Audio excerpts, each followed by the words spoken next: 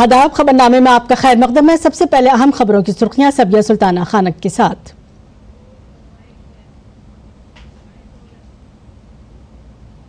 वज़ीर-ए-आज़म नरेंद्र मोदी भुवनेश्वर में जारी ऑल इंडिया डायरेक्टर जनरल और इंस्पेक्टर जनरल ऑफ पुलिस की कॉन्फ्रेंस में कर रहे हैं शिरकत। कॉन्फ्रेंस में कौमी सलामती से मुतालिक चैलेंजों पर तबादला ख्याल।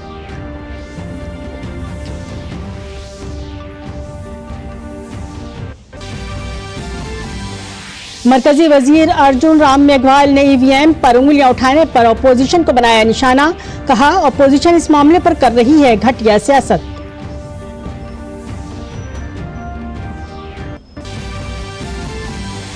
तमिलनाडु और पुडुचेरी में समुद्री तूफान फिंजल की वजह से शदीद बारिश, सड़कों पर गिरे दरख्तों को हटाने का काम जारी। राहत और बचाव एजेंसियां हतरा से हैं तैयार।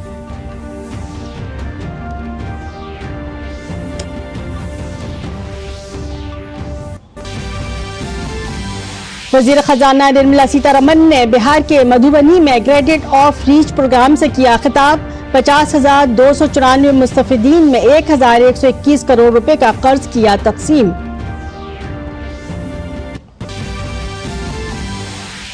बांग्लादेश में हिंदुओं पर मजालिम और चिन्मय कृष्ण दास की गिरफ्तारी के खिलाफ हैदराबाद में मुजाहिरा।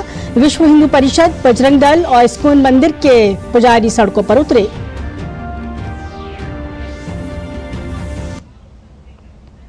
खबर तफसील से।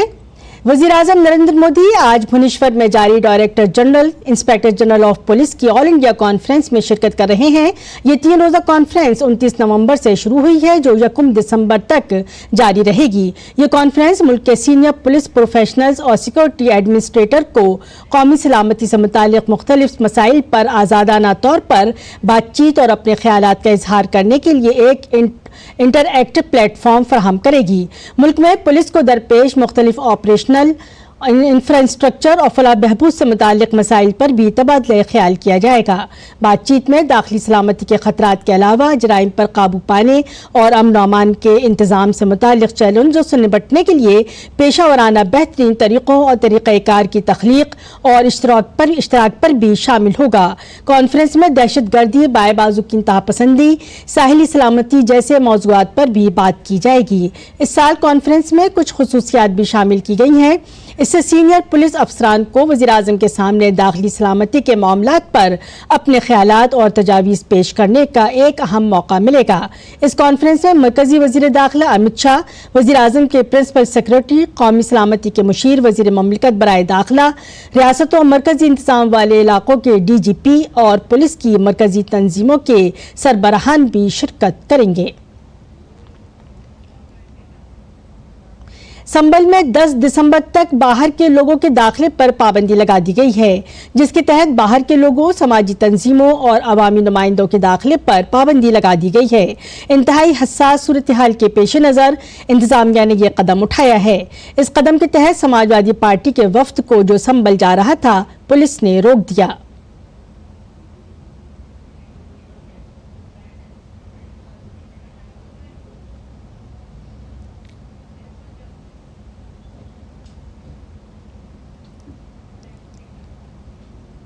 मरकजी वजीर प्रहलाद जोशी ने कहा कि समाजवादी पार्टी उत्तर प्रदेश में अमन नहीं चाहती, इसलिए वो संभल मामले को सियासी रंग देना चाहती है। रामलला के दर्शन के लिए मैं आया हूं और जो कुछ भी समाजवादी पार्टी सब में पॉलिटिक्स करना चाहते हैं, ये हार के बाद महाराष्ट्र में और इधर भी उत्तर प्रदेश में हार के बाद ये सभी चीजों में कम्युनल पॉलिटिक्स करना चाहता है, ये ठीक नहीं। जो समाज में एक शांतिपूर्ण वातावरण रहना है, इसके ये लोग खिलाफ है। उत्तर प्रदेश के नायब वजीर आला बिरजीत पाठक ने संभल वाक़े के लिए समाजवादी पार्टी को जिम्मेदार ठहराया है। उन्होंने कहा कि समाजवादी पार्टी के सरबराह अखिलेश यादव को अपने गिरेबान में झांकना चाहिए। संभल के तमाम मुजरिम समाजवादी हैं। जो संभल की घटना है, संभल की घटना पे समाजवादी पार्टी के मुखिया ने जो ट्वीट करके कहा है, हम उसकी निंदा करते हैं। समाजवादी पार्टी के जो चाल चरित्र और चेहरा है वो उजागर हो गया है। संभल की घटना की जिम्मेदारी अखिलेश यादव जी को लेना चाहिए। वास्तव में जो संभल के अपराधी हैं वही समाजवादी हैं। जिन लोगों ने कुकृत्य को अंजाम दिया है सब समाजवादी पार्टी के कार्यकर्ता हैं और समाजवादी पार्टी उनके कुकृत्यों को छिपाने के लिए तरह तरह के बयान जारी कर रही है। एसपी एमपी रुचि वीरा को मुरादाबाद में घर में नजरबंद कर दिया गया। पुलिस ने रुचि वीरा की रिहाइशगाह को घेरे में ले लिया। रुचि वीरा को संभल में हालात मामूल पर आने तक संभल से निकलने से रोक दिया गया। इस दौरान सिटी मजिस्ट्रेट अशोक श्रीवास्तव और सिविल लाइंस के सीओ रापत कपूर भी रुचि वीरा की रिहाइशगाह पहुंचे। एसपी एमपी की रिहाइशगाह को जाने वाली तमाम सड़कों पर पुलिस ने सख्त पहरा लगा दिया है। महाराष्ट्र असेंबली इंतखाबात में कांग्रेस की शिकस्त के बाद बीजेपी लीडर विजय गोयल ने झूठे इल्जामात पर इलेक्शन कमीशन पर जवाबी हमला किया। उन्होंने कहा कि कांग्रेस शिकस्त का इल्जाम अपनी आला क़यादत पर नहीं डालना चाहती, इसलिए वो इलेक्शन कमीशन को निशाना बना रही है, जबकि उसके कौमी सदर ने शिकस्त की वजह तस्लीम कर ली है। के वरिष्ठ नेता विजय गोयल जी, सर, कांग्रेस ने कल सीडब्ल्यूसी की बैठक बुलाई थी जहां पर राष्ट्रीय अध्यक्ष कह रहे हैं कि हमारी यूनिटी नहीं थी इसलिए हम हारे, लेकिन उसके बावजूद भी चुनाव आयोग को जिम्मेदार ठहराया जा रहा है। देखिए, कांग्रेस बहुत कंफ्यूज्ड है और लगातार कांग्रेस अब तक 90 बार कांग्रेस हार चुकी है जी। तो कांग्रेस ही जो हैं अपनी हार का ठीकरा अपने राष्ट्रीय नेताओं के ऊपर फोड़ना नहीं चाहते और इसीलिए वो ईवीएम और चुनाव आयोग को दोषी समझते हैं। जबकि खड़गे साहब ने खुद कहा सीडब्ल्यूसी के अंदर कि भाई हमारी हार के लिए हम ही जिम्मेदार हैं, और उधर चिदम्बरम साहब ने कहा कि उनको ईवीएम से कोई शिकायत नहीं है। चुनाव आयुक्त के खिलाफ अब शब्दों का भी प्रयोग किया गया है कांग्रेस नेताओं के द्वारा, लेकिन उसके बावजूद भी हम देख रहे हैं शीर्ष नेता तो इस पर चुप्पी साधे हुए हैं।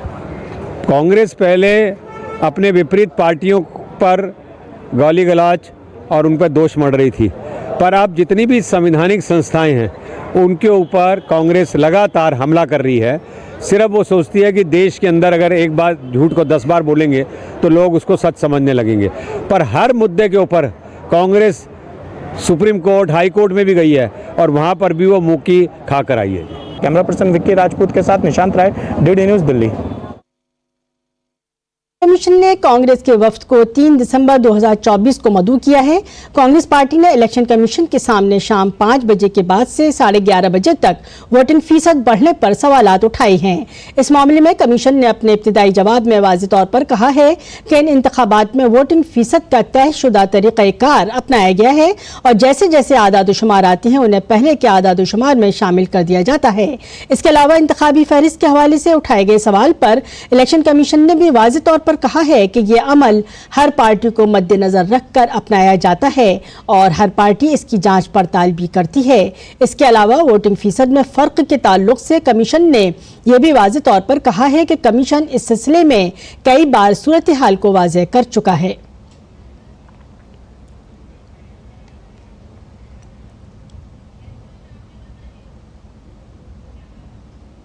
बीकानेर में मरकजी वजीर डॉक्टर अर्जुन राम मेघवाल ने गवर्नमेंट डोंगर कॉलेज में 9 तामीर शुदा रीडिंग रूम, बीबीए, बीसीए महकमे और शोबे मौसीकी का इफ्तिताह किया। इस दौरान उन्होंने ईवीएम पर हो रही सियासत को सतही सियासत करार दिया और कहा कि इस मामले पर इलेक्शन कमीशन ने अपोजिशन जमातों को मदऊ किया था, लेकिन उनकी तरफ से कोई तसल्ली बख्श जवाब नहीं दिया जा सका।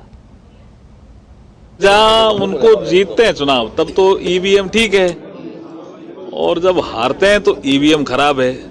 चुनाव आयोग ने इनको चैलेंज करके कहा था कि इनको कैसे खराब किया जा सकता है, उसको आकर के आप हमें बताओ। इनको तो राजनीति करनी है। अब तो मामला जब सुप्रीम कोर्ट से भी सेटल हो गया तो अभी ये कह रहे हैं कि ईवीएम ठीक नहीं है, तो भाई आप झारखंड में कैसे जीते? अभी महाराष्ट्र के साथ ही चुनाव था और आपकी प्रियंका जी कैसे जीती? तो जब जीतते हैं तब तो कहते हैं कि बहुत अच्छे मार्जिन से प्रियंका जी जीती। रिजल्ट तो ईवीएम ने निकाला है ना, जनता ने वोट दिया, रिजल्ट ईवीएम ने निकाला। आप कहते हो ईवीएम ठीक नहीं है, तो ये तो ठीक नहीं है जी। सेलेक्टिव है, अच्छी राजनीति है। महाराष्ट्र में शिकस्त के बाद कांग्रेस और उसके इत्तेहादियों के लिए सब कुछ ठीक नहीं चल रहा है। शिकस्त की जिम्मेदारी के हवाले से हिंदुस्तानी इत्तेहाद में दरार साफ दिखाई दे रही है। जहां एक तरफ शिवसेना महाराष्ट्र असेंबली इंतखाबात में अपनी शिकस्त को लेकर कांग्रेस पर सवाल उठा रही है, वहीं दूसरी तरफ कांग्रेस दिल्ली में होने वाले आइंदा असेंबली इंतखाबात में तनहा लड़ने का ऐलान कर रही है। महाराष्ट्र में शिकस्त के बाद कांग्रेस और उसके इत्तेहादियों के लिए सब कुछ ठीक नहीं है। शिकस्त के बाद महाराष्ट्र में कांग्रेस के इत्तेहादी कांग्रेस और उसकी हिकमत अमली पर सवाल उठा रहे हैं और खुदशनासी का मशवरा दे रहे हैं। शिवसेना के उद्धव ठाकरे का खुलकर कहना है कि कांग्रेस ने उद्धव ठाकरे को वजीर आला न करार देकर गलती की है। अगर वो बयान दे रहे हैं कि मुख्यमंत्री का चेहरा अगर महाविकास आघाड़ी ने आदरणीय उद्धव ठाकरे साहब का घोषित किया होता तो लाभ होता, स्वाभाविक सी बात है। हम भी कह रहे हैं कि अगर उद्धव ठाकरे साहब का चेहरा घोषित हुआ होता तो उनके द्वारा कोरोना काल के संकट समय में किए गए काम लोगों ने देखे हैं। कांग्रेस को आत्मचिंतन करना चाहिए कि क्यों वो गलती कर बैठे, क्यों वो नहीं समझ पाए। दरअसल महाराष्ट्र पर कांग्रेस की हिकमत अमली पर सवाल उठ रहे हैं। माहिरीन के मुताबिक पार्टी के अंदरूनी सर्वे की बुनियाद पर MVA की कारकर्दगी में कमी के इशारे मिले थे, लेकिन कांग्रेस हाईकमान ने इसे नजरअंदाज कर दिया। अभी जो इंटरनल सर्वे क्या बता रहा था महाराष्ट्र में कि अल्पसंख्यक के अलावा कांग्रेस की सपोर्ट OBC में, SC में, ST में और कई जितने वर्ग है, वंचित पिछड़े जो वर्ग है, उनमें से सपोर्ट खिसक रहा है। जो लोकसभा चुनाव में सपोर्ट मिल रहा था वो सपोर्ट धीरे धीरे करके असेंबली चुनाव में वो दिखाई नहीं दे रहा था। तो जब महाविकास आघाड़ी की ये परिस्थिति कांग्रेस नेताओं को पहले से पता था, उस पर क्या कार्रवाई की उन्होंने? उसके लिए कुछ इन्होंने स्टेप्स लिए क्या? करेक्शन स्टेप्स लिए नहीं लिए। महाराष्ट्र के बाद दिल्ली में असेंबली इंतखाबात होने हैं। दिल्ली में आम आदमी पार्टी और कांग्रेस ने मिलकर लोकसभा इलेक्शन लड़ा था, लेकिन अब कांग्रेस तनहा लड़ने का ऐलान कर रही है। हमारे यहाँ कभी भी पहले अनाउंस नहीं करते हैं। हम चुनाव की तैयारी कर रहे हैं, 70 की 70 सीटों पे लड़ेंगे, जीत के आएंगे। उसके पश्चात हमारा लीडर का सिलेक्शन होता है और वही प्रोसीजर दिल्ली में भी अडॉप्ट किया है। इधर पार्लियामेंट के सरमाई इजलास के दौरान तृणमूल कांग्रेस और कांग्रेस के दरमियान इख्तलाफात खुलकर सामने आए हैं। तृणमूल कांग्रेस ने कहा कि वो कांग्रेस के यकतरफा फैसलों को कबूल करने की पाबंद नहीं है। TMC ने पार्लियामेंट के जारी सरमाई इजलास में लोगों के मसाइल को तरजीह देने का फैसला किया। पार्टी लीडरों का कहना है कि TMC मगरबी बंगाल और मुल्क से मुतालिक मसाइल को पार्लियामेंट में उठाएगी, क्योंकि ये उसका अहद है। यानी महाराष्ट्र और झारखंड असेंबली इंतखाबात के बाद इंडिया अलायंस की इत्तेहादी जमातों के दरमियान रस्साकशी खुलकर सामने आने लगी है। Bureau report, DD news Urdu खबरें। मरकजी वजीर खजाना निर्मला सीतारमन ने Madhubani Bihar credit outreach programme के दौरान मरकजी हुकूमत की मुख्तलिफ स्कीमों के तहत फ़ायदा उठाने वालों को बैंकों से मंजूरी के खत सौंपे। क्रेडिट आउटरीच के दौरान 50,000 से ज्यादा इस्तिफादा कुनंदगान में 1,121 करोड़ रुपए की कर्ज की रकम तकसीम की गई। जिन स्कीमों के तहत मंजूरी के खत जारी किए गए हैं उनमें PM मुद्रा, PMEGP, किसान credit card, KCC, stand up India, PM Svanidhi, PM Vishwakarma, retail, MSME, SHG, ज़राई कर्ज वगैरह शामिल हैं। मरकजी वजीर खजाना निर्मला सीतारमन ने बिहार के मधुबनी में क्रेडिट आउटरीच प्रोग्राम के दौरान आवाम से खिताब किया। उन्होंने कहा कि मुल्क के हर गांव में लखपति दीदी होनी चाहिए। उन्होंने लोगों से अपील की कि वो सरकारी स्कीमों में शामिल हों, उनका हिस्सा बने और उनसे फ़ायदा उठाएं।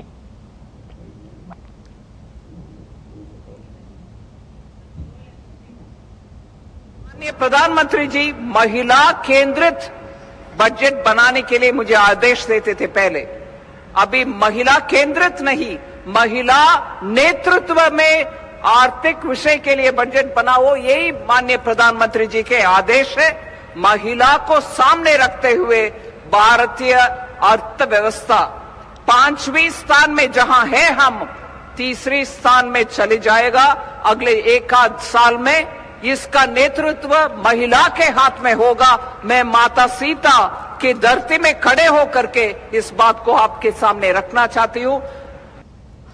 कबल अज़ीम मरकजी वजीर खजाना निर्मला सीतारमन ने बिहार के मधुबनी जिले में रिवर शुगर वे पर रिवर फ्रंट डेवलपमेंट प्रोजेक्ट का दौरा किया। इस मौके पर बिहार के नायब वजीर आला सम्राट चौधरी और राज्यसभा मेंबर पार्लियामेंट संजय झा भी मौजूद थे। विश्व हिंदू परिषद, बजरंग दल और इस्कान मंदिर के पुजारियों ने हैदराबाद में एहतजाज किया। बांग्लादेश में हिंदुओं पर हमलों और इस्कान के तर्जुमान चिन्मय कृष्ण दास की गिरफ्तारी और कैद की मजम्मत में मुजाहरे हुए। मुजाहिरीन ने चिन्मय दास की फौरी रिहाई और बांग्लादेश में हिंदुओं पर मजालिम बंद करने का मुतालबा किया।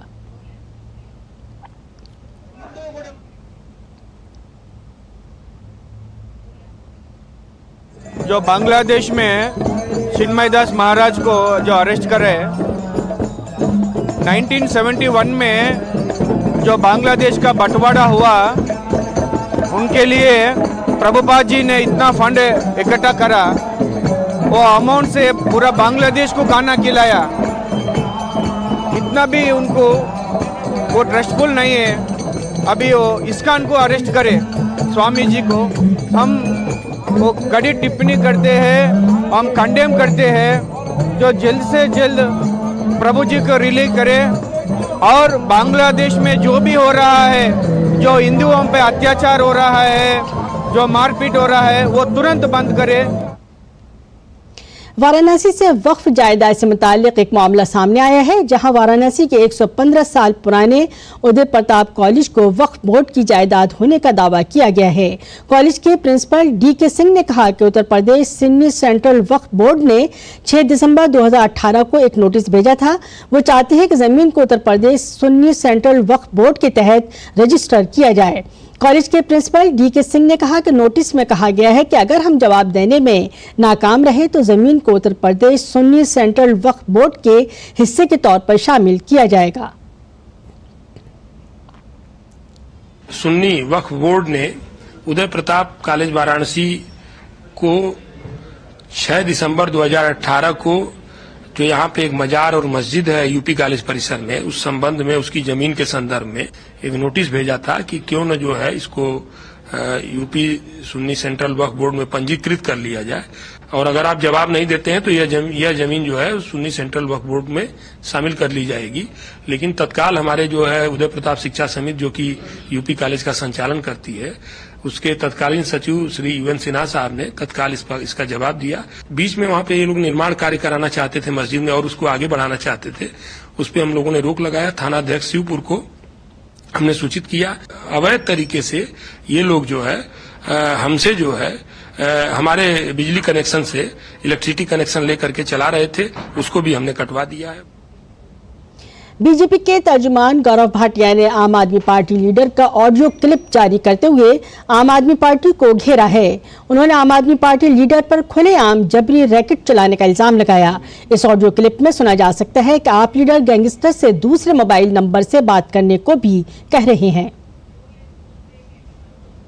एक ऐसी पार्टी जो दिल्ली में सत्ता में है, उसका MLA वसूली कर रहा है, धमकी दिलवा रहा है नागरिकों को। मैं निवेदन करूंगा वीरेंद्र जी से कि वो इस ऑडियो को प्ले करें। देख लो बात इसका मैं करूंगा बातचीत। आज मैं जो एक्चुअली दिल्ली का बाहर था, आज आया होगा यो।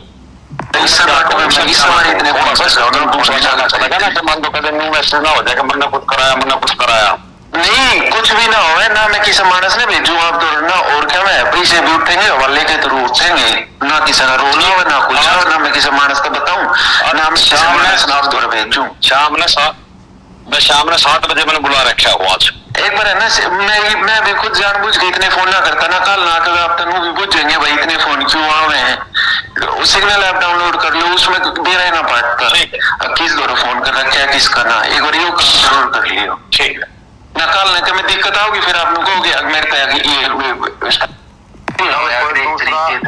कल कोई दूसरा नंबर आ जाएगा मेरे पास, कल इस नंबर पर फोन करूँ, उस पहले वाले नंबर पर फोन कर लेना, वो नंबर दूसरा दे देगा, उस पर बात करना मेरे से।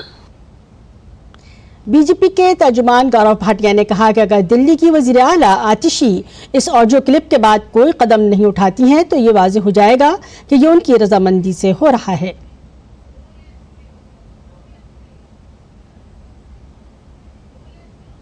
दिल्ली की मुख्यमंत्री आतिशी मार्लेना का इस ऑडियो क्लिप के आने के बाद क्या है उनका पक्ष? क्या वो इस एमएलए को तुरंत पार्टी से निष्कासित करेंगे? और अगर नहीं करेंगे तो जिससे मैंने शुरुआत करी, यह मान लिया जाएगा ये सारी की फिरौती जो हो रही है, ली जा रही है, ये अरविंद केजरीवाल के कहने से ही ली जा रही है। पहले मदिरा घोटाला, शराब घोटाला, जब वहां कमाई रुकी तो अब एमएलए को कहा है टारगेट है तुम्हारा 50 करोड़ 100 करोड़, ये इकट्ठा करके दो। दिल्ली की जनता आज त्रस्त है दिल्ली सरकार से। दिल्ली विधानसभा के चुनाव हैं और जनता सुनिश्चित करेगी कि ये विपक्ष में भी ना आए। यूपी के श्रीवास्ती जिले में आज एक बड़ा हादसा पेश आया। इस हादसे में 5 अफराद की मौत हो गई और 7 दीगर अफराद शदीद जख्मी हो गए, जिनकी हालत तशवीशनाक बताई जाती है। जिले में नेशनल हाईवे 730 पर एक खौफनाक सड़क हादसा पेश आया, जहां तेज रफ्तार कार ने मुसाफिरों से भरे टेम्पो को टक्कर मार दी। तसादुम इतना जोरदार था कि कार और टेम्पो के परखचे उड़ गए। राहगीरों ने फौरी तौर पर पुलिस को हादसे की इत्तला दी। इत्तला मिलते ही पुलिस मौके पर पहुंची और जख्मियों को करीबी अस्पताल पहुंचाया। वज़ीर आला योगी आदित्यनाथ ने महरूकीन के सोगवार खानदानों से ताज़ियत का इजहार किया। वज़ीर आला ने हुक्काम को हिदायत दी कि वो फौरी तौर पर जाए हादसे पर पहुंचकर इमदादी कामों में तेजी लाएं। इसके अलावा जख्मियों के मुनासिब इलाज की हिदायत भी जारी की गई हैं। तमिलनाडु और पुडुचेरी में समुद्री तूफान फिंजल की वजह से शदीद बारिश हो रही है। सड़कों पर गिरे दरख्तों को हटाने का काम जारी है। राहत और बचाव एजेंसियां हर तरह से तैयार हैं। वाज़ेह रहे कि समुद्री तूफान फिंजल आज पुडुचेरी के करीब कराईकल और महाबलीपुरम के दरमियान 90 किलोमीटर फी घंटे की रफ्तार से चलने वाली तेज हवाओं के साथ टकराने की पेशगोई है। खलीज बंगाल में गहरे दबाव की वजह से बनने वाले समुद्री तूफान की वजह से तमिलनाडु, आंध्र प्रदेश और पुडुचेरी के साहिली इलाकों में मूसलाधार बारिश हो रही है। चेंगलपट्टू, विलुपुरम, कडालवर, मायलोरथुराई, नागपट्टनम अजला में 20 सेंटीमीटर से ज्यादा बारिश मुतवक्के है। सूरत हाल से निपटने के लिए SDRF और कोस्ट गार्ड को तैयार रखा गया है। महकमा मौसमियात के मुताबिक तूफान के शुमाली तमिलनाडु के साहिल से टकराने के बाद कमजोर होने का इम्कान है।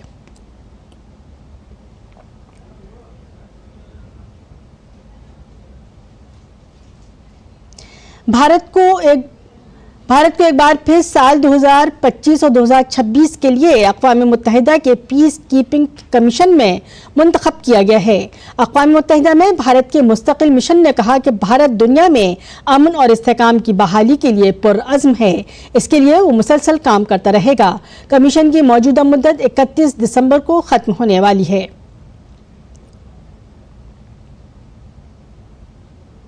गजा पट्टी में गुज़श्ता रात इसराइली हमलों में कम से कम 40 अफराद की मौत हो गई।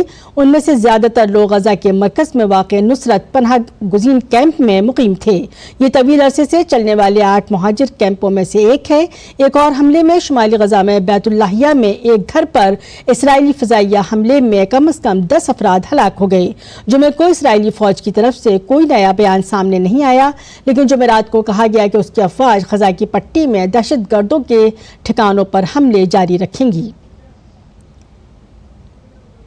आईसीसी चैंपियन ट्रॉफी के पाकिस्तान में इनेकाद के हवाले से इंटरनेशनल क्रिकेट काउंसिल की मीटिंग आज फिर होगी। गुज़श्ता रोज होने वाली मीटिंग में चैंपियंस ट्रॉफी के शेड्यूल पर इत्तफाक राय न हो सका। मेजबान पाकिस्तान ने कल टूर्नामेंट की मेजबानी के लिए हाइब्रिड मॉडल को मुस्तरद कर दिया था। ये मीटिंग मुख्तसर थी क्योंकि पाकिस्तान क्रिकेट बोर्ड के सरबराह मोहसिन नकवी ने वाज़ेह कर दिया कि हुकूमत की मंजूरी न होने की वजह से भारत का उनके मुल्क का सफर करने से इनकार करने के बावजूद हाइब्रिड मॉडल काबिल कबूल नहीं होगा। दरियासना गुज़श्ता रोज दिल्ली में वज़ारत ख़ारजा ने BCCI के उस मौक़िफ़ को दोहराया कि सिक्योरिटी वजूहात की बिना पर भारतीय टीम पाकिस्तान नहीं जा सकती। BCCI के सेक्रेटरी जय शाह ने ऑनलाइन मीटिंग में शिरकत की। शाह 1 दिसंबर को ICC के नए सरबराह का ओहदा संभालेंगे। और इसी खबर पर खबरनामा अपने अख्ताम को पहुंचा। इजाजत दीजिए। आदाब।